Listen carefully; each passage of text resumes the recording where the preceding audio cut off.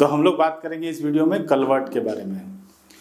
तो कलवर्ट क्या होता है? अगर हम कोई रोड बना रहे हैं या कोई भी रेल या रेलवे का कोई पाथ बना रहे हैं और रास्ते में अगर कोई भी ऑब्स्टकल आ जाता है, जैसे कि कोई वाटर स्ट्रीम आ जाता है, जनरली वाटर स्ट्रीम में ही हम लोग कलवर्ट देते हैं। तो कोई अगर वाटर स्ट्रीम आ जाएगा तो हम लोग क्या करेंगे? वाटर स्ट्रीम अगर आता है तो फिर हम लोग उसको पार करने के लिए कोई स्ट्रक्चर बनाएंगे। ठीक है, सपोज करिए कि आपका ये वाटर स्ट्रीम आ गया और हम लोग कोई रोड बना रहे हैं इधर से। मान लेते हैं कि यहाँ पे हम ऐसे कोई रोड बना रहे हैं। ठीक है, यहाँ पे अगर हम लोग कोई रोड बना रहे हैं तो यहाँ पे हमें क्या बनाना पड़ेगा? स्ट्रक्चर बनाना पड़ेगा। हो सकता है बीच में पियर वगैरह डालना पड़े। तो ये रोड इधर से आएगा और यहाँ पे हमने ब्रिज या कोई ऐसा स्ट्रक्चर बनाया जो इसको पार कर सके। ठीक है, तो पार करने के लिए बनाया तो ऐसे केसेज में हमें कुछ स्ट्रक्चर बनाना पड़ेगा और इसी स्ट्रक्चर में एक टाइप है जिसको हम लोग कहते हैं कलवर्ट। ठीक है, अब वो टाइप क्या होगा? जैसा कि इसने बताया कि अगर ये इसकी जो चौड़ाई है 6 मीटर से कम है, लेस देन 6 मीटर है, बहुत स्लो चल रहा है। ठीक है, अगर ये 6 मीटर से कम चौड़ाई है और उस पर हम लोग कोई स्ट्रक्चर बना रहे हैं तो उसको हम लोग क्या कहेंगे? कलवर्ट कहेंगे। तो ये तो थोड़ा बड़ा नदी लग रहा है, तो इस पे अगर हम कोई स्ट्रक्चर बनाएंगे तो उसको क्या कहेंगे?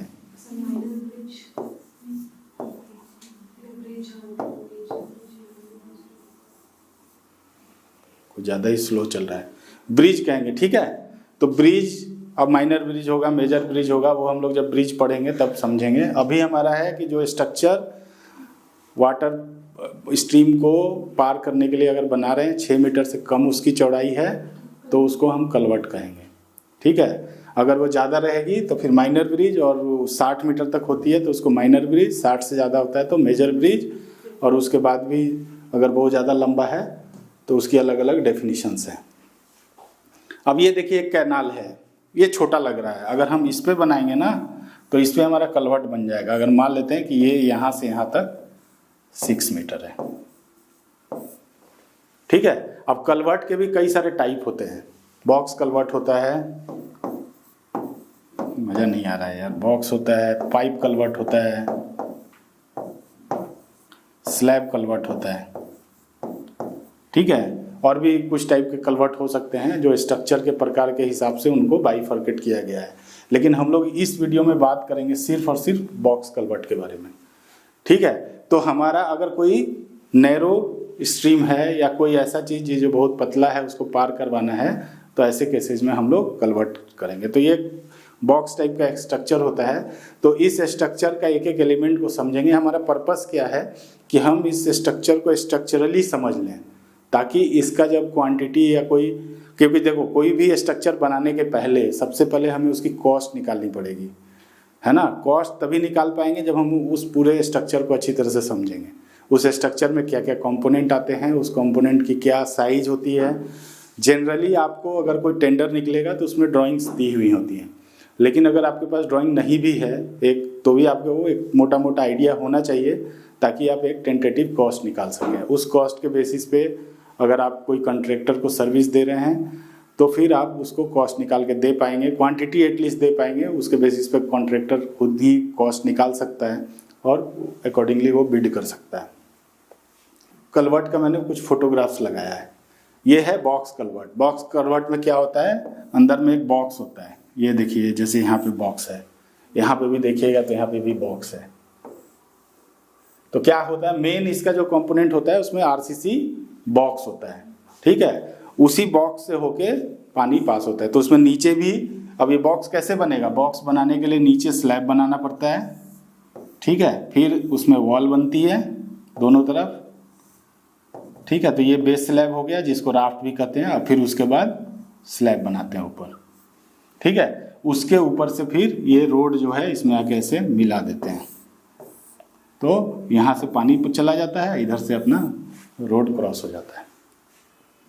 तो ये बॉक्स हो गया। अब इसमें कितने सारे कंपोनेंट होते हैं जो कि हमें इसमें दिख रहा है, इसमें लिखा हुआ भी है। ये देखिए, एक तो मेन बॉक्स हो गया, उसके बाद इधर विंग वॉल हो गया, फिर एक कर्टेन वॉल हो गया। ठीक है, इसमें जो दिख रहा है ये नीचे जो है एप्रन है, इसको कहते हैं एप्रन। एप्रन का हिंदी मतलब क्या होता है। और इसके ऊपर जो है ये इस पोर्शन को रिटेनिंग वॉल बोलते हैं, ठीक है। उसके बाद यहाँ पे ना एक अप्रोच स्लैब आता है, सब जगह समय नहीं आता है, इसमें नहीं दिया गया है। क्यों नहीं दिया गया है? एक्चुअली आपको दिख रहा होगा कि ये बॉक्स नीचे है, रोड का लेवल ऊपर है, तो बीच में क्या है, ये जो पोर्शन है ना यहाँ से लेके और इस जगह तक बीच में जो मिट्टी है ना, इसको बोलते हैं कुशन। यानी जो रोड पे जो व्हीकल जाएगा वो डायरेक्ट इस बॉक्स के ऊपर से नहीं जाएगा, बॉक्स के ऊपर मिट्टी है और मिट्टी के ऊपर से जाएगा। तो ऑब्वियस सी बात है, जब मिट्टी के ऊपर अगर यहाँ पे व्हीकल जाएगा तो लोड जो होता है बॉक्स तक आते आते डिस्पर्स हो जाएगा। तो इस जगह पे फिर हमें यहाँ पे अप्रोच स्लैब देने की जरूरत नहीं होती है। लेकिन अगर ये रोड का लेवल और ये बॉक्स का लेवल लगभग बराबर हों तो हमें अप्रोच स्लैब देने की जरूरत पड़ती है। वो बताऊंगा कि क्यों देने की जरूरत है, पहले जो इसमें दिया हुआ है वो चीजें समझ लें। तो ये है विंग वॉल। विंग वॉल क्यों देते हैं? साइड के सॉइल को। और एक और टर्म आता है रिटर्न वॉल। रिटर्न वॉल क्या होता है? रिटर्न वॉल मालूम है क्या होता है? विंग वॉल के भी और आगे विंग वॉल सामने से होता है, मतलब इस तरह से। देखो ये जैसे है ना, अगर इसको ऊपर से प्लान में अगर देखोगी तो प्लान में तुम्हें ऐसे बैरल दिखेगा, ठीक है। बैरल यानी बॉक्स। ये जो बॉक्स है ना, इसको ऊपर से देख रहे हैं, ऊपर से अगर देखेंगे तो ये ऐसे बॉक्स दिखेगा। इधर तुम्हारा रोड आ रहा है, ठीक है। तो रोड आएगा, तो रोड अगर हम रोड को क्रॉस सेक्शन काटें, ठीक है, तो कैसा आएगा? रोड ऐसा होगा हमारा, इसकी भी हाइट होगी कुछ इस तरह से, स्लोप में होगा। ये स्लोप में यहाँ पे जाएगा और यहाँ पे तुम्हारा यहाँ पे ऐसे स्ट्रीम है, ठीक है। जैसे मान लो कि यहाँ पे ऐसे नदी का स्ट्रीम है, इधर से पानी जाएगा, इधर से क्रॉस करेगा। और ये अगर जैसे जैसे स्लोप में ऐसे है ना, तो ये इस जगह से क्या हो जाएगा, मिट्टी इधर भी चला जाएगा, इस जगह से भी मिट्टी इधर चला जाएगा। तो क्या करेगा, वो जो रोड का हाइट के लिए जो हमने फिलिंग किया है वो उसके रास्ते को बंद कर देगा। क्योंकि किसी भी मटेरियल का नेचर होता है कि जब उसको हम लोग ऐसे स्टॉक करते हैं तो अपने फ्रिक्शन कोफिशिएंट के एंगल पे स्टॉक होता है। जैसे कि अगर जैसे मान लो कि हम मिट्टी को ऊपर से गिराएं तो मिट्टी क्या होगा, ऐसे कोनिकल शेप में स्टोर होगा, वो ऐसे रेक्टेंगुलर शेप में नहीं होगा। तो ये जब कोनिकल शेप में स्टोर होगा तो यही फेनोमेना यहाँ भी है। इस कोने से अगर मिट्टी डाले तो जो ऐसे गया और इधर भी उसको जगह मिल गया, यहाँ तो कुछ है नहीं, तो इधर ऐसे मिट्टी, तो इसको बंद कर देगा। इस चीज से बचने के लिए, समझ में आ रहा है ना? इस चीज से बचने के लिए दो उपाय करते हैं, 2 या 3 उपाय भी कर सकते हैं। 3 तरीके हैं इसके। एक तो हम विंग वॉल जैसे इसमें प्रोवाइड किया हुआ है, विंग वॉल। विंग वॉल में क्या करते हैं कि यहाँ से स्लोप में ऐसे वॉल दे देते हैं, है ना। यहाँ से क्या किया कि ऐसे वॉल बना दिया, ठीक है। तो मिट्टी आया, इधर मिट्टी जाएगा ही नहीं है, तो वॉल बना दिया हमने, इधर भी ऐसे बना दिया, तो ये सारा मिट्टी इधर रिटेन हो गया, तो पानी को जाने का पूरा रास्ता बन गया। इससे और एक फायदा होता है कि जब कोई भी स्ट्रीम है ओवर द ईयर, उसमें जो डिस्चार्ज है वो वेरी करता रहता है ना। कभी कम होगा, कभी ज़्यादा होगा। तो ऑब्वियस सी बात है, जब हम कंस्ट्रक्शन करेंगे उस समय कम होगा, बारिश के समय में इसमें बहुत ज़्यादा पानी आएगी, तो उस समय ये जो विंग वॉल है ना, फिर ये बाकी के एम्बैंकमेंट को नुकसान पहुंचाने से भी रोक लेता है। तो ये दोनों काम कर देता है, मिट्टी इधर जाने से भी रोकता है, एक्सेस वाटर आने के बाद इसको नुकसान, नोट फुट मत करो, ये ऐसे वीडियो यूट्यूब पे जाएगा, जब चाहो देख सकते हो, बस समझने की कोशिश करो, ठीक है। तो विंग वॉल हम लोग इसलिए प्रोवाइड करते हैं। इसका एक और तरीका है कि रिटर्न वॉल प्रोवाइड कर दें। तो ये हमारा बैरल है, ठीक है। बैरल का मतलब हम ऊपर से देख रहे हैं बॉक्स है ना, और इधर से स्ट्रीम है, ऐसे जा रहा है पानी, और इधर से हमारा रोड है, ये रोड है, ठीक है। इसका कोई जुगाड़ करना पड़ेगा, बहुत स्लो चल रहा है। तो इधर से रोड है, तो क्या करते हैं कि ये तो बॉक्स बना दिया, बॉक्स बनाने के बाद इधर से ऐसे करके रिटर्न वॉल बनाते हैं। विंग वॉल हम कैसे बना रहे थे, ऐसे तिरछा बना रहे थे ना, वो नहीं बनाया हमने ऐसे रिटर्न वॉल बना दिया। अब जब मिट्टी गिराएंगे यहाँ पे, इस पॉइंट से भी मिट्टी क्या होगा, ऐसे स्लोप में जाएगा, अपने 1:1.5 का स्लोप में जाता है। एकदम बेकार लग रहा है। इसका देखना पड़ेगा कि कैसे करें तो फास्ट हो। फिर भी समझ में आ रहा है ना, 1:1.5। चलो ये किसी तरह इसमें कर लेते हैं, ठीक है। तो ये क्या होगा, यहाँ पे मिट्टी देखो, इसके अंदर वाला मिट्टी तो बाहर नहीं आ पाएगा, सही बोल रहा हूँ ना, इसके अंदर वाला इधर नहीं आ पाएगा। यहाँ पर मिट्टी जो है वही मिट्टी आगे जा सकता है। इधर तो हमने रिटर्न विंग वाल बना दिया। अब ये मिट्टी जो यहाँ तक पहुँचेगा कितना स्लोप तक, 1:1.5 के स्लोप में। तो अगर यहाँ पे हाइट 1 मीटर है, मान लो 1 मीटर है, तो ये कहाँ तक मिट्टी इसकी जाएगी, 1.5 मीटर तक। तो हम लोग जो ये जो लेंथ है ना, उसी हिसाब से डिसाइड करते हैं, हाइट इंटू 1.5। हाइट जो भी है स्ट्रक्चर, ये जो हाइट है ये हम लोग देख लेंगे कितना रिटेन करना है। इससे रिटर्न वाला ऐसे बना देंगे यहाँ तक, कितना 1.5 टाइम, मतलब अगर ये 2 मीटर है तो ये 3 मीटर, अगर 3 मीटर है तो 4.5 मीटर। तो मिट्टी जो यहाँ गिरेगा वो स्लोप में आके बस यहीं तक पहुँचेगा, इसके होल को बंद नहीं करेगा। अब ये है कि चॉइस है कि क्या करना है, विंग वाल देना है कि रिटर्न वाल देना है, दोनों में से एक देना है, ठीक है। ज़्यादातर केसेस में आपको फिलॉसफी क्लाइंट ही प्रोवाइड कर देगा, आपके पास फिलॉसफी रहेगा कि आपको करना क्या है। लेकिन अगर कुछ ऑप्टिमाइजेशन करना है या ज़रूरत नहीं है, या आप देख लीजिए कि किस में मेरे को कॉस्ट सेविंग हो रही है, तो आप सेलेक्ट कर सकते हैं उसके हिसाब से। ज़्यादा अगर हाइट होगा, अगर 5 मीटर 7 मीटर 8 मीटर हाइट है, तब रिटर्न वाल अनइकोनॉमिकल हो जाएगा। क्योंकि अगर 5 मीटर मान लो हाइट है, ये ऑलरेडी 5 मीटर है सपोज, तो 1.5 कितना, ये 7.5 मीटर तक आपको बनाना पड़ेगा। और ये पूरा सीधा बनता है, तिरछा नहीं बनता है ना। और विंग वाल जब बनाएंगे तो वो क्या बनता है, ऐसे तिरछा बनता है, स्लोप में बनता है। तो विंग वाल की क्वांटिटी ऑब्वियस ही बात है उससे काफ़ी कम आएगी, लगभग हाफ के बराबर आएगी। तो ऐसे केस में जब बहुत ज़्यादा हाइट है तो रिटर्न वाल को अवॉइड करेंगे। लेकिन अगर सैलो हाइट है, 1 मीटर है 2 मीटर है, तो वी कैन कंपेयर कि हमें विंग वाल सस्ता पड़ेगा कि रिटर्न वाल सस्ता पड़ेगा। विंग वाल का दूसरा एक फायदा है, लेकिन जब आप रिटर्न वाल देंगे तो यहाँ पे आपने रिटर्न वाल दिया तो मिट्टी यहाँ से ऐसे करके यहाँ तक भरेगी, है ना। अब ये मिट्टी जो है, इधर से अगर पानी ज़्यादा आया तो ये मिट्टी का इरोजन हो सकता है।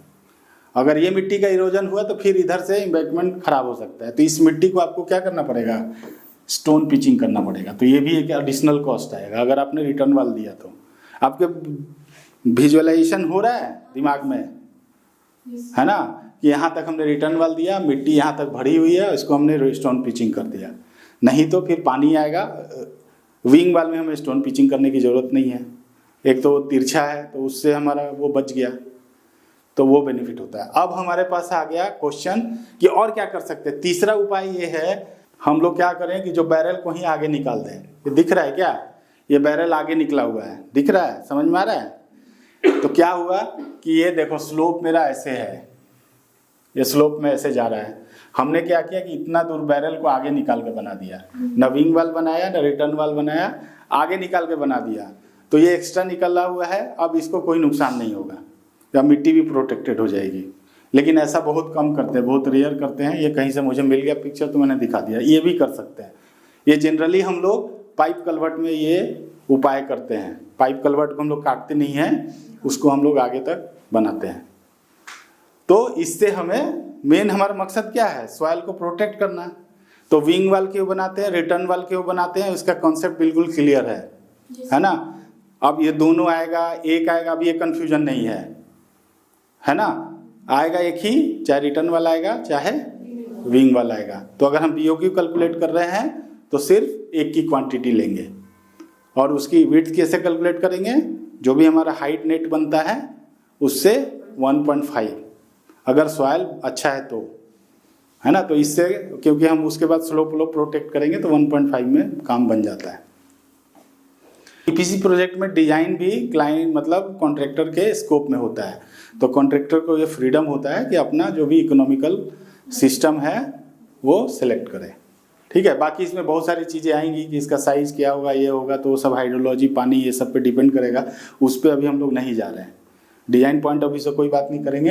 अभी सिर्फ और सिर्फ स्ट्रक्चरल कंपोनेंट के बारे में बात कर रहे हैं। तो देखिए बैरल लेंथ जो है ना एक बहुत ही इंपॉर्टेंट होता है। बैरल लेंथ को समझना बहुत जरूरी है। देखिए जैसे हमारा 2-3 चीजें अभी हम लोग इस वीडियो में समझेंगे। एक तो बैरल लेंथ, ये मान लीजिए कि हमारा TCS है, this is our TCS। TCS का मतलब होता है टिपिकल क्रॉस सेक्शन, ठीक है।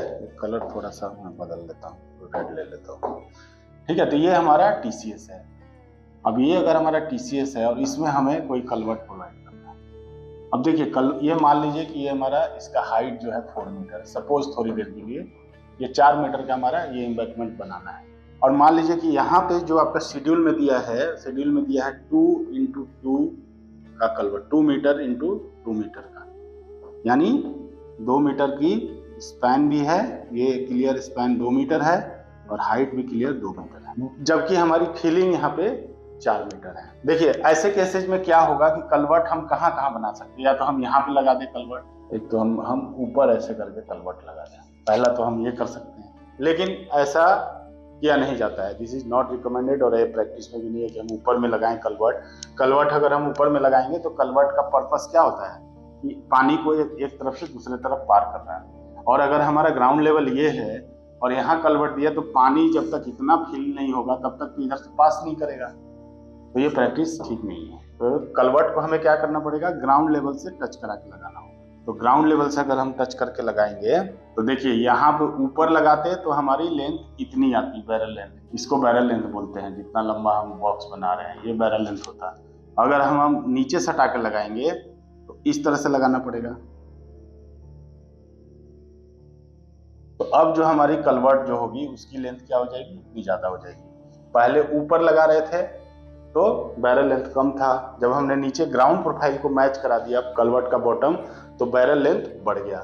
कितना बढ़ा, सिंपल सा थोड़ा सा कलर जो है दिखना चाहिए। अब देखिए ये हमने कलवर्ट नीचे डाल दिया, हमारा कलवर्ट का बॉटम और ग्राउंड लेवल मैच हो गया। That is the invert level of culvert.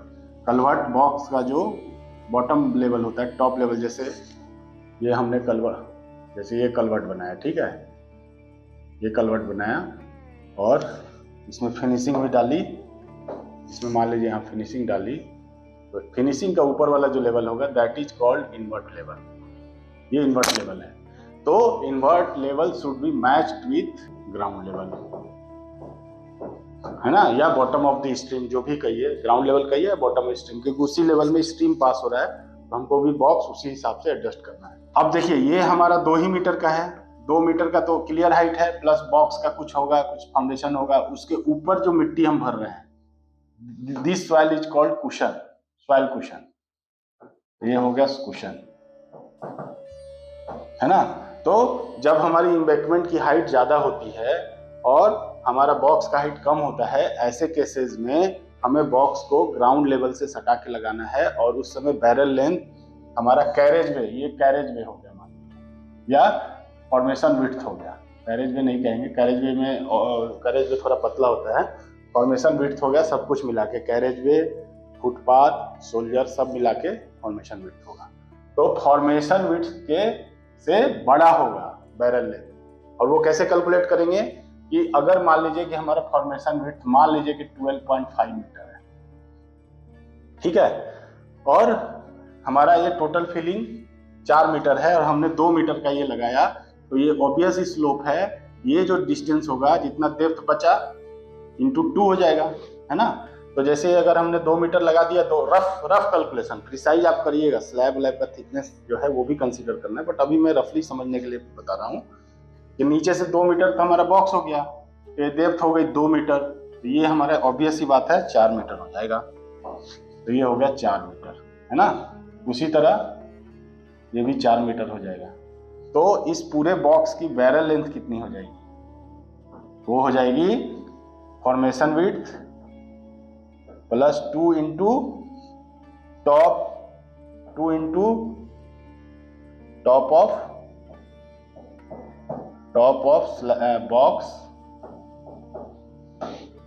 Box to formation level, इन दोनों के बीच में जो डिस्टेंस है उसका दूर, तो ये निकल जाएगा। जैसे इस केस में अगर निकालें तो अगर 12.5 है तो 12.5 प्लस 2 इंटू ये 2 मीटर गया तो इधर 4, 2 × 4 यानी 12.5 + 8 यानी 20.5 मीटर। अब देखिए कितना फर्क पड़ गया। पहले अगर हम ऊपर सटा के लगाते तो सिर्फ 12.5 मीटर का बॉक्स बनाना पड़ता, नीचे सटा के लगाया तो 20.5, 50% से भी ज्यादा का इंक्रीमेंट हो गया। तो इसमें कैजुअल अप्रोच मत कीजिएगा, कॉस्ट का काफी फर्क पड़ता है। इसलिए बैरल लेंथ को समझना बहुत जरूरी था। तो मेरे ख्याल से ये बैरल लेंथ आपने समझ लिया और उसके ऊपर कुशन का रोल समझ लिया। एक और इम्पोर्टेंट बात बताता हूँ, ये तो आपने इसको यहाँ मैच करा दिया, उसके बाद जो होता है यहाँ पे ये फिर ये वाला पोर्शन जो है इसको रिटेनिंग वाल से हम लोग रिटेन करते हैं। तो वो विंग वाल हो सकता है, रिटर्न वाल हो सकता है। कलवर्ट वाले वीडियो में उसकी समझाया गया है, तो यहाँ पे ज़्यादा एक्सप्लेन करने की जरूरत नहीं है। तो ये रहा बैरल लेंथ। मेरे को उम्मीद है कि आप इसको समझ गए होंगे। अब ये एक ड्राइंग है, ठीक है, एक टिपिकल ड्राइंग है जो कि ऊपर से देख रहे हैं, ये प्लान है। क्या है? प्लान है। इसी तरह का ड्राइंग आपको मिलेगा जब भी आप बीओक्यू या कुछ कैलकुलेट करेंगे। मैंने इसमें थोड़ा कलर वाला डाल दिया है ताकि आपको अच्छा लगे। ऊपर से देख रहे हैं, ठीक है। ये देखो, ये है डाउन स्ट्रीम पानी इधर से जा रहा है, सॉरी उल्टा होगा, है ना। पानी इधर से जा रहा है, इधर को निकलेगा। और रोड जो है ट्रैफिक, मेरा ट्रैफिक का डायरेक्शन ये है, ठीक है। ये जो है मेन बॉक्स है, ठीक है। बॉक्स में ऊपर स्लैब होगा, नीचे स्लैब होगा, दोनों तरफ वॉल होगा। तो ये इस तरह से ड्राइंग जब बनाएंगे तो इस तरह से दिखेगा। अच्छा, ये दोनों अप्रोच स्लैब है, ठीक है। तो अप्रोच स्लैब भी आप याद कर लीजिए कि अप्रोच स्लैब जो है लगभग 3.5 मीटर से 4 मीटर तक बनाना है। अब अप्रोच स्लैब क्यों बनाते हैं, अभी अगले स्लाइड में मैं बताता हूँ, आपको क्लियर समझ में आएगा कि अप्रोच स्लैब की जरूरत क्या है। ये अप्रोच स्लैब है, उसके बाद ये देख रहे हैं ना, ये आपका विंग वॉल है, ठीक है। ये विंग वॉल ऐसे रहेगा। यहाँ पे आपका फ्लोर एप्रन है, यहाँ पे ये देखिए, यहाँ पे एक कर्टेन वॉल है। अब ये कर्टेन वॉल क्यों देते हैं, ये नहीं बात किया ना, पिछले स्लाइड में चलते हैं। देखिए ये कर्टेन वॉल है जो ऊपर से देखने में उस ड्राइंग में ऐसा दिख रहा था। होगा क्या कि अप स्ट्रीम और डाउन, अब ये कर्टेन वॉल दोनों तरफ देते हैं। जब पानी का फ्लो आएगा तो पानी का नेचर क्या है, अपने साथ मिट्टी को बहा के ले जाना। तो मैंने यहाँ पे ये तो बना दिया कलवर्ट, लेकिन पानी बहते बहते क्या करेगा कि इसके आसपास के मिट्टी को बहाना शुरू करेगा, इरोड कर सकता है। अगर ऐसा कहीं है, बहुत स्टीप स्लोप बन रहा है, ऐसा कुछ हो रहा है, तो यहाँ पे वो रख सकता है। तो क्या करते हैं ना, ये देखो विंग वॉल तो होती है आरसीसी की, बाकी सारा आरसीसी का होता है, ये होता है पीसीसी का। तो एक बैरियर बना देते हैं आगे में, ताकि मिट्टी जो है ना, पानी आए तो मिट्टी इधर का इरोड हो, स्ट्रक्चर के आसपास वाली मिट्टी इरोड ना हो। उससे क्या होगा, स्ट्रक्चर जो है सेफ रहेगा। नहीं तो धीरे धीरे अगर मिट्टी उसे निकल गई तो वो अंदर धंस जाएगा तो पूरा ट्रैफिक खराब हो सकता है। तो इसीलिए ये कर्टेन वॉल बनाते हैं। कर्टेन वॉल कहाँ देते हैं, अप स्ट्रीम और डाउन स्ट्रीम दोनों में देते हैं। तो एक देखो, यहाँ पे भी कर्टेन वॉल दिए हैं, यहाँ पे भी हमने कर्टेन वॉल दिए हैं। अब कर्टेन वॉल को भी बचाने के लिए बाद में फ्लेक्सिबल एप्रन देते हैं। ये फ्लोर एप्रन है और ये फ्लेक्सिबल एप्रन है। फ्लोर एप्रन का मतलब हो गया वो फिक्स एप्रन है, स्लैब बना दिया, आरसीसी स्लैब टाइप का यहाँ बन गया, फिक्स है, रिजिड है। यहाँ पे है फ्लेक्सिबल, तो यहाँ पे क्या करते हैं, स्टोन पिचिंग वगैरह करके वहाँ पे प्रोटेक्ट करते हैं। इससे क्या होगा, मेरा ये भी बच जाएगा। तो कई सारे प्रोटेक्शन करते हैं, वो डिपेंड करता है कि कैसा आपका है एरिया। जहाँ पे कभी साल में कभी कभार पानी आ गया बरसात में, तो वहाँ पे इतनी करने की जरूरत नहीं है। लेकिन जहाँ पे हमेशा पानी फ्लो होता रहे तब उसमें आपको पूरा बनाना पड़ेगा, नहीं तो ये आपका स्ट्रक्चर टिक नहीं पाएगा। तब आपको ये भी बनाना पड़ेगा, ये भी बनाना पड़ेगा, और ये बाकी ये तो मेन कंपोनेंट है ही, ये तो मेन कंपोनेंट के ही पार्ट है। तो फ्लोर एप्रन हो गया, फ्लेक्सिबल एप्रन हो गया, सब सॉइल को बचाने के लिए होता है। तो बेसिकली जो कर्टेन वॉल है वो मेन स्ट्रक्चर को बचाने के लिए हम लोग कर्टेन वॉल डाल देते हैं, और उसके पहले रिजिड फ्लोर एप्रन होता है जो आरसीसी का ही होता है, वो वहाँ पे देते हैं। और उसके बाद कई बार इसको भी बचाने के लिए, जो कर्टेन वॉल को भी सेव करने के लिए फ्लेक्सिबल एप्रन देते हैं। मतलब वहाँ पे पिचिंग विचिंग कर दिया, पानी आया तो वहाँ से बोल्डर वोल्डर डाल दिया तो वहाँ से निकले नहीं। एक चीज़ और देखो, ये है डाउन स्ट्रीम, है ना, और ये है अप स्ट्रीम।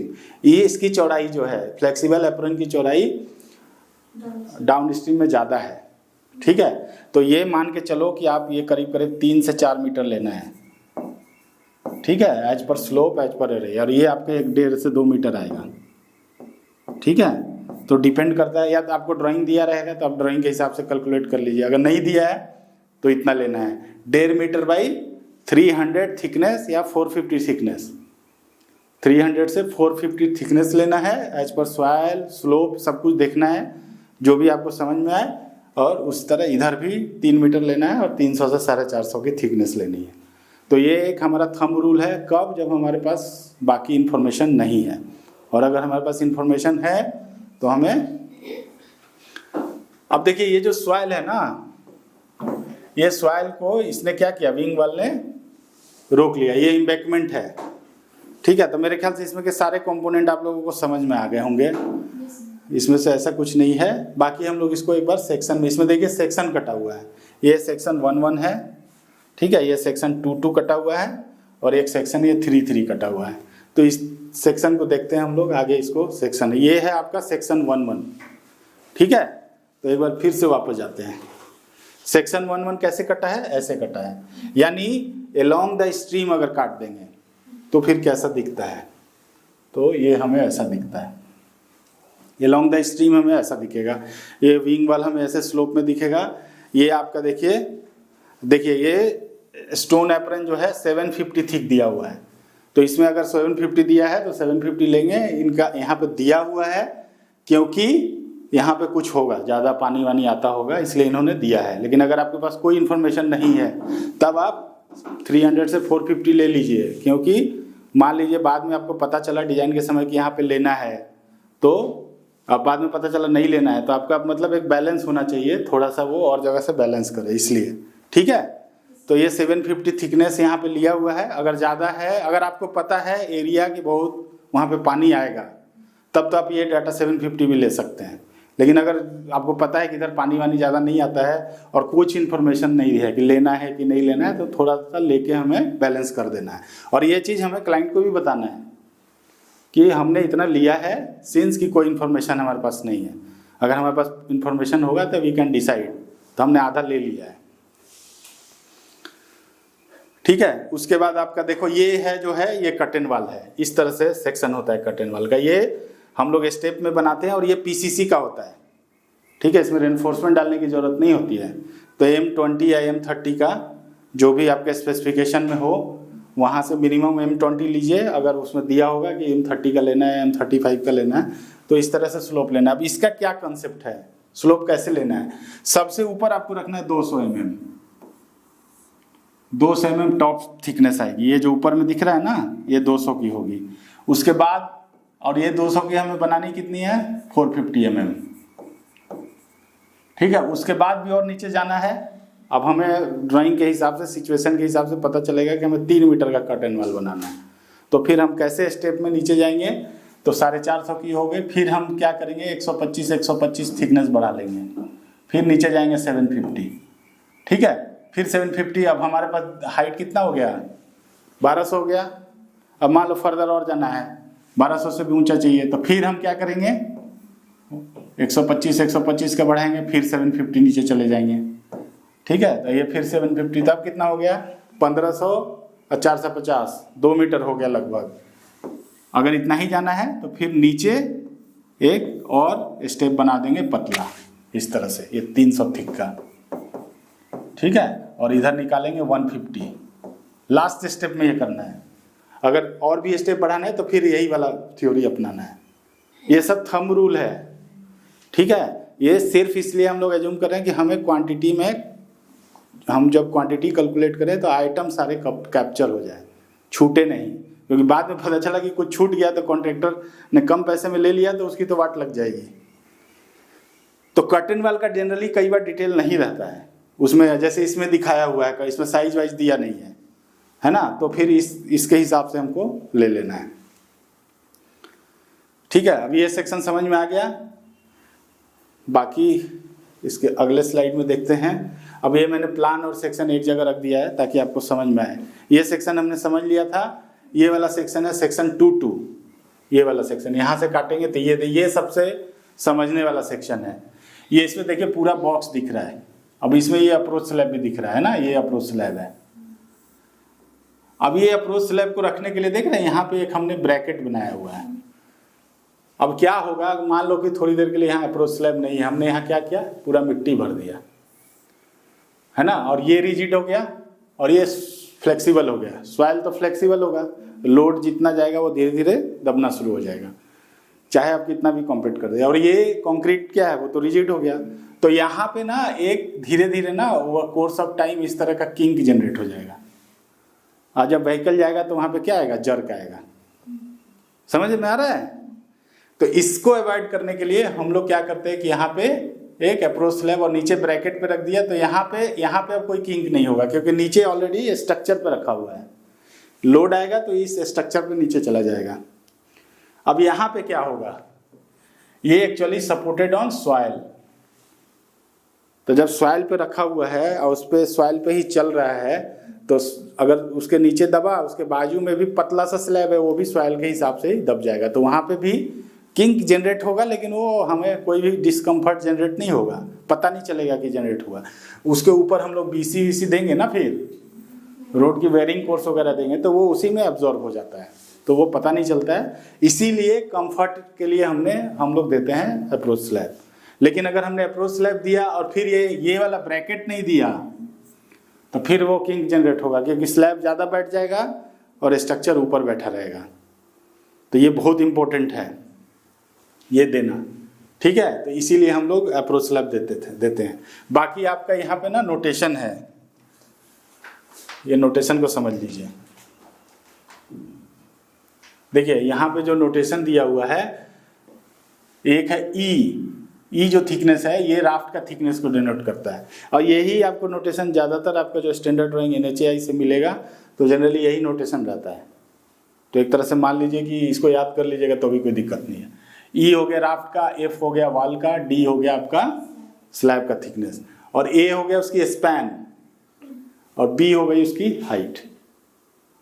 तो ये एक, क्योंकि देखिए कोई भी रोड स्ट्रेच है ना, 40 किलोमीटर 50 किलोमीटर जब हम बनाएंगे, तो उसमें कई सारे आपके ये आएंगे,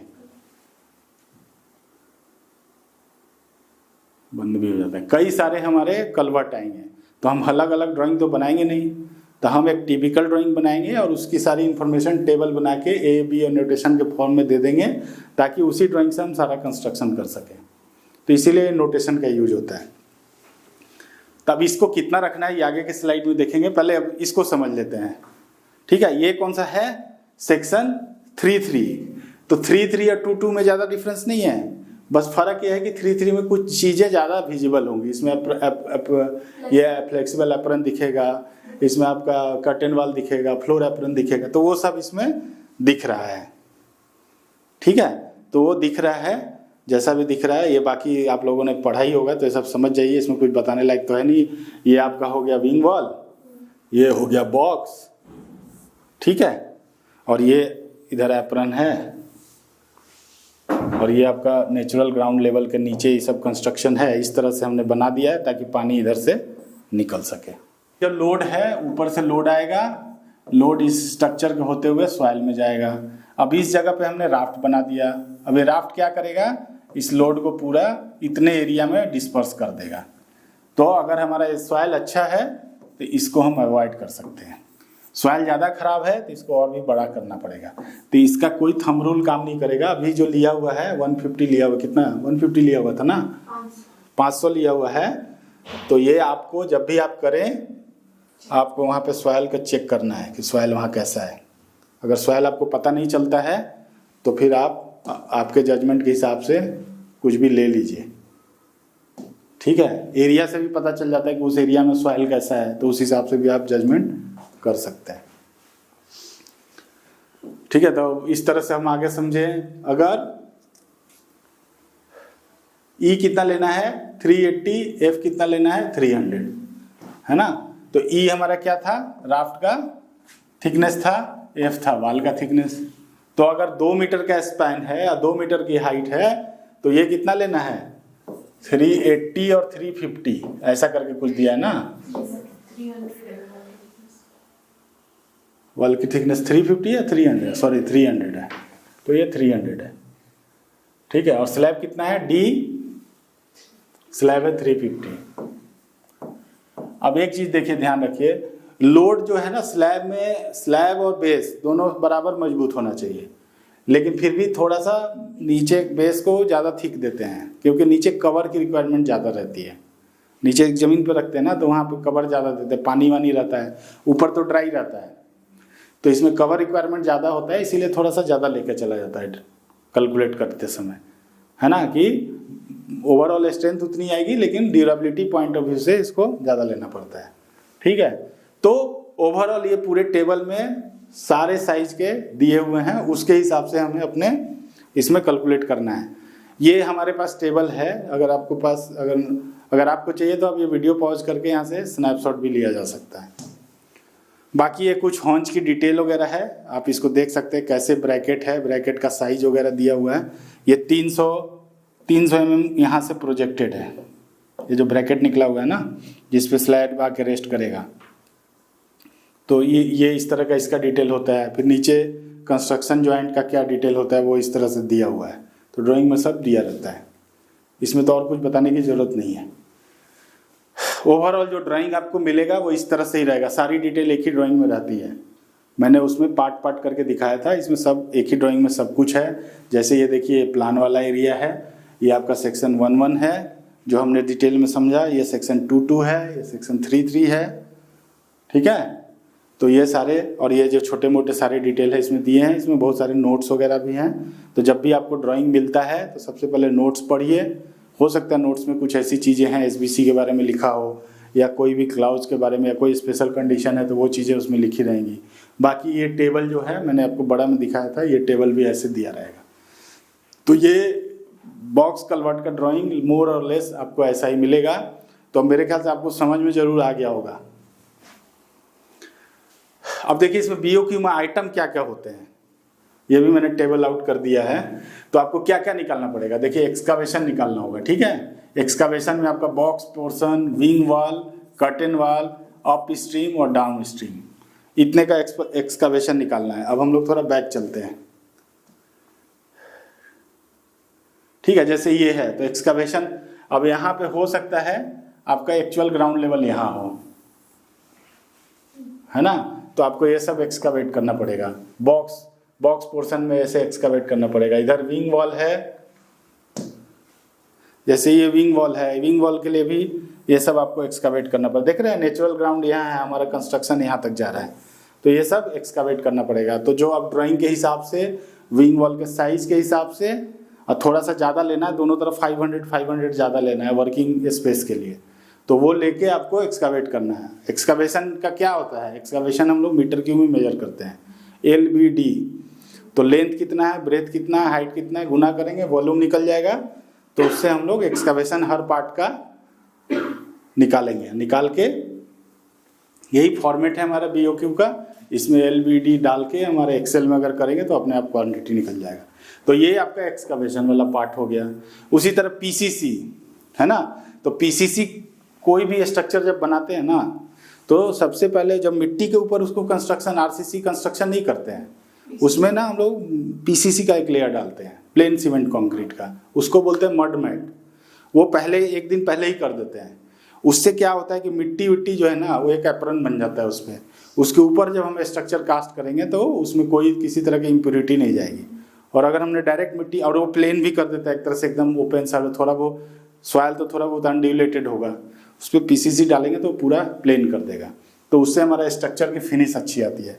तो PCC भी हम लोग को हर लेवल में चाहिए। अब आपको समझ में आ गया होगा PCC लेवलिंग कोर्स मतलब बराबर करने के लिए कहाँ कहाँ, box portion, wing wall, curtain wall, upstream और downstream, below approach slab. Approach slab के नीचे भी पहले हम PCC देंगे।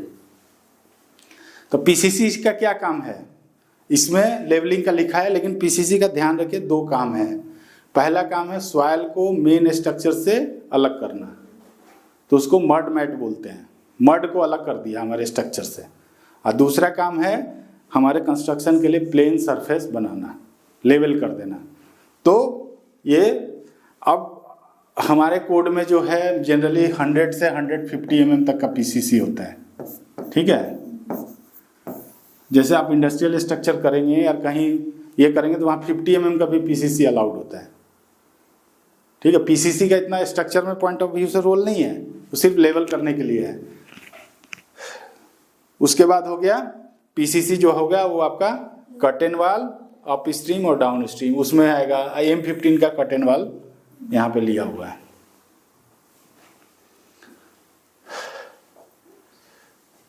ठीक है, उसके बाद हम आ जाते हैं आरसीसी। अब आरसीसी जो है बहुत महंगा है, तो इसकी कैलकुलेशन पूरी प्रिसाइज करनी होगी और आपका जितना भी नॉलेज है उसको अच्छे से इस्तेमाल करना है आरसीसी को। ठीक है, तो आरसीसी में आपका क्या आ जाएगा, विंग वॉल जो होगा आरसीसी, विंग वॉल M20 दिया हुआ है, M25 से तो कम होगा नहीं, ये M35 मान के चलिए आप मिनिमम। ठीक है, आरसीसी हो गया। अब ये देखिए बॉक्स के लिए हो गया।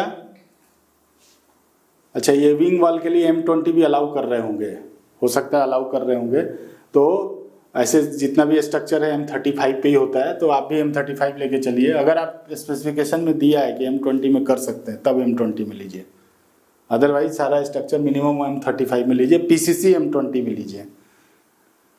ठीक है, उसके बाद देखिए grade concrete for box foundation का हो गया, बॉक्स सुपर स्ट्रक्चर का हो गया, क्रैश बैरियर का हो गया। अब देखिए क्रैश बैरियर जो है इसमें मैंने बताया नहीं।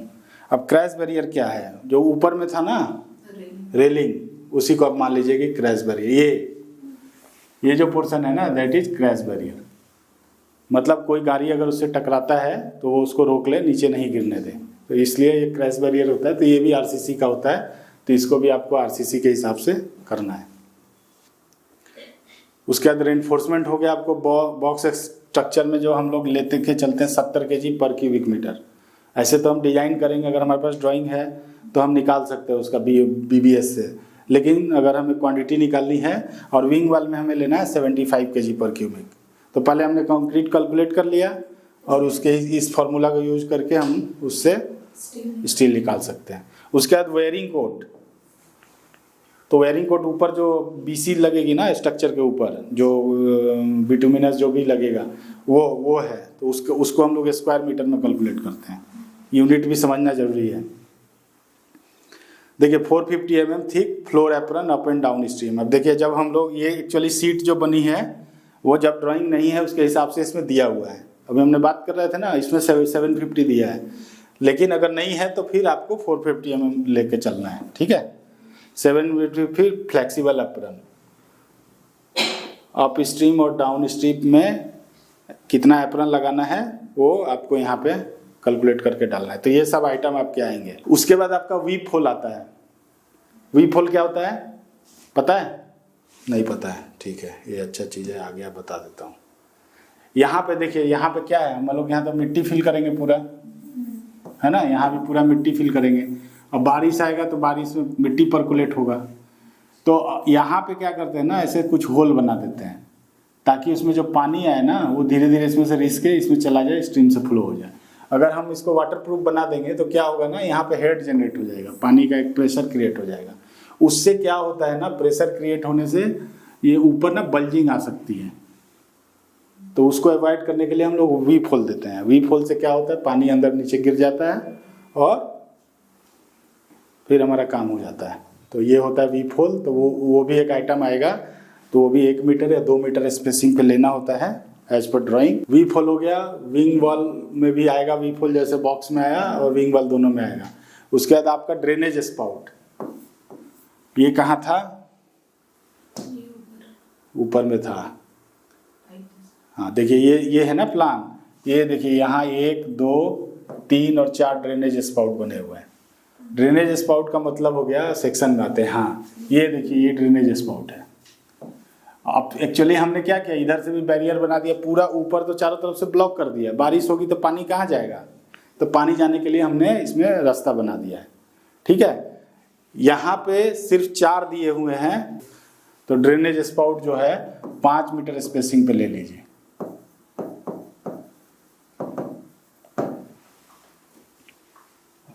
Filter media behind abutment. Filter media क्या होता है, जैसे ये बॉक्स है ना, तो इस जगह हम लोग थोड़ा फिल्टर मीडिया मतलब ग्रैनुलर मटेरियल, जिसमें क्ले ना हो, जिसमें पानी आए तो उससे परकुलेट होकर बाहर निकल जाए, तो उसको कहते हैं फिल्टर मीडिया। तो वॉल के जस्ट बगल में वो सॉइल नहीं डाल के थोड़ा सिलेक्टेड सॉइल डालते हैं इधर भी और विंग वॉल के भी बगल में, ताकि जो भी हमने वी फोल दिया है वो बंद ना हो जाए। तो पानी जो है पहले ही ऊपर ही छन जाएगा, उसके बाद उसमें जाएगा तो वी फोल से निकल जाएगा, इसलिए फिल्टर मीडिया। उन्हें पत्थर वत्थर कंकर वंकर वहाँ डाल देते हैं, तो वो हो गया आपका फिल्टर मीडिया। अब ये सब चीज़ें याद होनी चाहिए, ये सब आइटम, ठीक है। तो फिल्टर मीडिया हो गया, बैक फिलिंग हो गया, मिट्टी हमने पहले एक्सकावेट करके कंस्ट्रक्शन किया, फिर हमको बैक फिलिंग करना है। तो बैक फिलिंग का क्वांटिटी कैसे निकालेंगे, जो एक्सकावेशन किया उसमें से स्ट्रक्चर की क्वांटिटी को माइनस कर देंगे, तो वो हमें बैक फिलिंग निकल जाएगा। फिलर टाइप एक्सपेंशन जॉइंट, तो यहाँ पे एक्सपेंशन जॉइंट नहीं आएगा, लेकिन कहीं आ सकता है एक्सपेंशन जॉइंट, तो वो हम कभी आपको बताएंगे कि एक्सपेंशन जॉइंट कहाँ ज़रूरत होती है, ठीक है। अभी बियरिंग ये सब ब्रिज का आइटम है, ये अभी इस केस में फुटपाथ अगर होगा, इसमें नहीं है हमारे ड्राइंग में, तो दोनों साइड में फुटपाथ होता है, तो उसके लिए भी हमें क्वांटिटी लेनी पड़ेगी। उसका जो जैसे ये है ना, ये हमारा बना हुआ है, इसके पहले वाला सेक्शन, हाँ ये हमारा रोड है ना, तो यहाँ पे साइड में कई बार फुटपाथ होता है, तो रेज्ड फुटपाथ होता है, तो फिर इसकी भी क्वांटिटी हमें लेनी होती है। तो ये सीट हमारा स्टैंडर्ड है, तो हम देख लेंगे फुटपाथ है कि नहीं है, तो उस हिसाब से हम अपने क्वांटिटी को कैलकुलेट कर देंगे। वेयरिंग कोट इनसाइड बॉक्स हो गया, retain wearing coat inside box में क्या होता है ना, कि ये बॉक्स है ना, अब बॉक्स के इधर से पानी जाएगा, तो यहाँ पे भी ना स्ट्रक्चर के ऊपर एक वेयरिंग कोट बनाते हैं, ताकि पानी वानी जाने से वो ख़राब ना हो, एनफोर्समेंट एक्सपोज ना हो जाए, तो वो उसकी बात कर रहा है, ठीक है। तो वो भी 50 mm का कंक्रीट डाल देंगे उसमें, तो वो हो गया wearing coat inside box. Retaining wall एवं बॉक्स, बॉक्स के ऊपर था ना अभी रिटेनिंग वॉल, पहला फोटो में देखा था, याद है, दिखाऊं, याद है ना, ये बॉक्स था, इसके ऊपर कुशन था, तब जाके ये बना हुआ था, इसीलिए इसमें अप्रोच स्लैब नहीं था। जब ऊपर रिटेनिंग वॉल बनेगा ना, तो फिर यहाँ पे हमें रिटेनिंग वॉल बनाना है, तभी तो उसको रोकेगा मिट्टी को। तो ऐसे केस में अगर रिटेनिंग वॉल बनाना है तो फिर अप्रोच स्लैब वहाँ पे नहीं आएगा। तो हमारे में अप्रोच स्लैब आ रहा है, तो यहाँ पे रिटेनिंग वॉल नहीं है, ठीक है। उसके बाद आरी वॉल पैनल,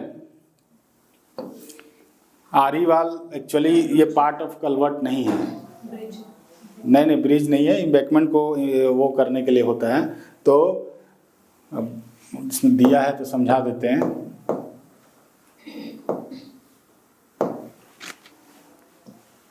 देखिए ऐसे इसमें समझिए, ये अभी हमने क्या किया है, यहाँ से स्लोप बनाया हुआ है, लेकिन अगर मान लो यहाँ पे हमारे पास जगह नहीं हो, तो फिर हमें क्या करना पड़ेगा, यहाँ पे तो रिटर्न वाल बनाना ही पड़ेगा। और रिटर्न वाल के आगे जो सॉइल रिटर्न करने के लिए आरसीसी का पैनल आप देखा होगा अप्रोच में, जो ब्रिज और फ्लाईओवर में होता है, उसको कहते हैं हम लोग आरी वाल। ये इधर भी लगा देते हैं, इधर भी लगा देते हैं, तो सॉइल उतने ही दूर में कन्फाइंड रहता है, स्लोप में नहीं जाता है, वर्टिकल चला जाता है। तो इससे हमारा जगह अगर नहीं है, ROW का इशू है, तो हम लोग आरी वाल बनाते हैं। तो ये इसका पार्ट नहीं है, लेकिन कई बार आपको लेना पड़ेगा, अगर इसमें दिया है कि इसी में लेना है, क्योंकि जहाँ पे आपने कलवर्ट बनाया अप्रोच तो उसी में बनेगी, तो उसी को रिटेन करने की ज़रूरत होती है। तो बॉक्स कलवर्ट का पार्ट नहीं है ये, लेकिन आपको क्वांटिटी इसमें लेना पड़ेगा, क्योंकि इसी की वजह से, कलवर्ट की वजह से ही ये आ रहा है। पैनल हो गया, आरी वाल के अंदर मिट्टी भरेंगे, तभी तो ऐसे बनेगा अप्रोच, है ना। इस तरह से अप्रोच बनेगी ना, जैसे मान लो रोड इधर से आ रहा है और रोड इधर से आ रहा है, हमने यहाँ पे एक कलवर्ट बनाया, हाई करके थोड़ा बनाएंगे ना कलवर्ट, तो ऐसे करके रोड ऐसे जाएगी, फिर ऐसे जाके उतरेगी, है ना। तो ये हाई जो होगा, इसको रिटेन करने के लिए हमने यहाँ पे आरी वाल दिया। समझ में आ रहा है? क्या नाम है तुम्हारा, प्रियंका या श्वेता, क्या नाम है? ये आरी वाल हमने डाल दिया, पैनल होता है ये। अब ये आरी वाल, ये दीवार तो खड़ा कर दिया, तो बीच में यहाँ मिट्टी भी भरेंगे ना, तब तो रोड बनेगा। तो जो मिट्टी भरना है उसी की बात कर रहा है। उसके बाद है आरी वाल फिल्टर मीडिया। तो ऑब्वियस ही बात है, जब हम बॉक्स के बगल में डाल रहे हैं तो आरी वाल के भी बगल में फिल्टर मीडिया डालेंगे, तो उसकी क्वांटिटी लेनी है, ठीक है। उसकी क्वांटिटी की अभी थ्योरी है, तो हम लोग एक बार आरी वाल के लिए अलग से वीडियो बनाएंगे, तब उसमें डिटेल में समझेंगे कि कैसे क्वांटिटी कैलकुलेट करनी है। हर चीज़ अगर यहाँ करेंगे तो फिर कन्फ्यूजन हो जाएगा, है ना। 100 mm dia perforated drain pipe, ये भी आरीवाल का आइटम होता है, यहाँ से सब ड्रेन पाइप उतरता है, तो इसको छोड़ देते हैं अभी। 900 mm डाया स्टोन कॉलम। अब स्टोन कॉलम जो है ये सॉइल स्टेबलाइजेशन के काम आता है, तो ये कहीं पे ज़रूरत पड़ेगी जहाँ पे बहुत बेकार सॉइल है तो वहाँ पे स्टोन कॉलम का आइटम आएगा। 300 mm थिक बोल्डर पिचिंग। ये बोल्डर पिचिंग कहाँ आएगा? अगर हमने रिटर्न वाल बनाया है तो वहाँ पे बोल्डर पिचिंग आएगा। तो हमने अभी यहाँ पे विंग वाल बनाया है तो यहाँ पे ये आइटम नहीं आएगी। तो ये सारे आइटम थे, और है क्या? तो वो हमारे BOQ के आइटम थे। तो इसको आप लोग इसका स्नैपशॉट लेके एक बार देख लीजिए क्या इसमें लिख के आता है और कैसे इसका यूनिट क्या है। मेन इसका यूनिट भी याद रखना है कि क्यूमेक में लेना है, स्क्वायर मीटर में लेना है। जैसे वेयरिंग कोड को हमें स्क्वायर मीटर में कैलकुलेट करना है, बाकी आपको क्रैश बैरियर रनिंग मीटर में करना है। ठीक है, तो इस तरह से आप इन चीज़ों को समझ के, मेरे ख्याल से हर चीज़ हमने डिस्कस किया। उसके बाद आप ये टेबल हमेशा अपने पास रखिए जब भी आपके पास आए। अगर ड्राइंग में दिया है तो वेल एंड गुड है, नहीं दिया है तो इस टेबल का यूज करके आप साइज, कम से कम थिकनेस समझ में आपको आ जाएगा। इसमें सारे साइज का दिया है ना। तो मैक्सिमम 7 मीटर, यहाँ 8 मीटर का भी जिक्र है। ये क्या है? ए।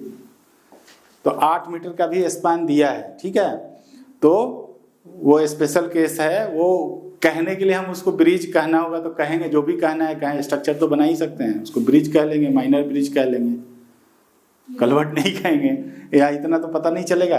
तो ये 8 मीटर तक का सारे कॉम्बिनेशन का इसमें थिकनेस दिया हुआ है कि कितना थिकनेस लेना है आपको। तो ये हाइट भी वेरी करा है, जैसे 2x2, 2x3, 3x3, 3x4, 4x3, 4x4, 4x5, 5x3, 5x4।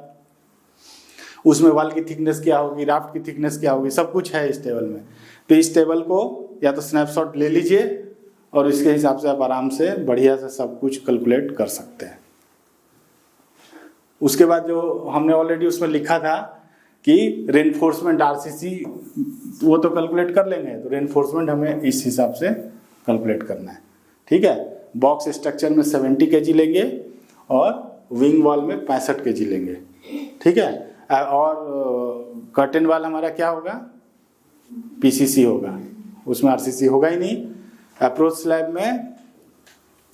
Slab का जो साइज है वो हमें 3.5 by 3 metre into width of the road. जैसे ये रोड है मेरा, ये अप्रोच स्लैब है, तो ये रोड है मान लो 12 मीटर, तो ये 12 मीटर हो गया। फिर हमें कितना लेंगे? 3.5 मीटर, और थिकनेस कितना लेंगे? 300 mm।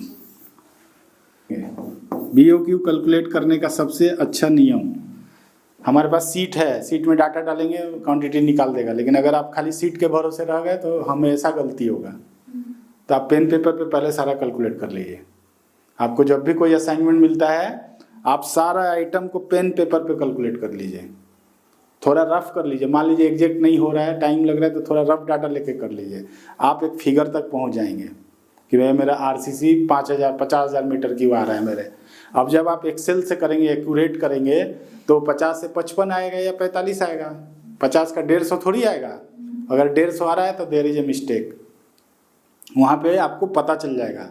तो क्लाइंट आपकी गलतियाँ को पकड़े, इससे बेटर है कि आप अपनी गलतियाँ को खुद पकड़ें। और मैनुअल जैसे ही कैलकुलेट करेंगे ना, कॉन्फिडेंस डेवलप होगा। क्यों रिया? है ना, कोई भी डाटा है वो सही है या गलत है, उससे डबल चेक हो जाता है। या तो एक्सेल में गलत होगा या आपके कैलकुलेशन में गलत होगा। आप जैसे ही वेरिएशन होगा आप दोनों चेक करोगे, आप अपना कैलकुलेशन भी चेक करोगे, आप उसका भी चेक करोगे, तो वो ऑलरेडी वेरीफाई हो जाएगा। तो वेरीफाई बहुत ज़रूरी है। 100% सही कैलकुलेट होना चाहिए।